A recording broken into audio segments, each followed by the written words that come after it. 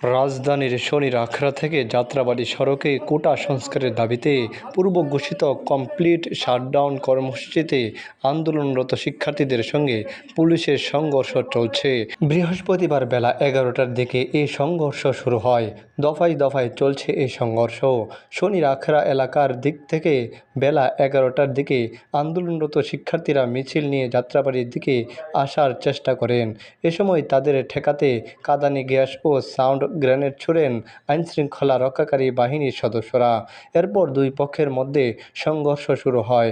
বেলা 11টার দিকে যাত্রাবাড়িতে মেয়র হানিফ ফ্লাইওভারের টুল প্লাজা এলাকায় দুই পক্ষের মধ্যে সংঘর্ষ চলছিল।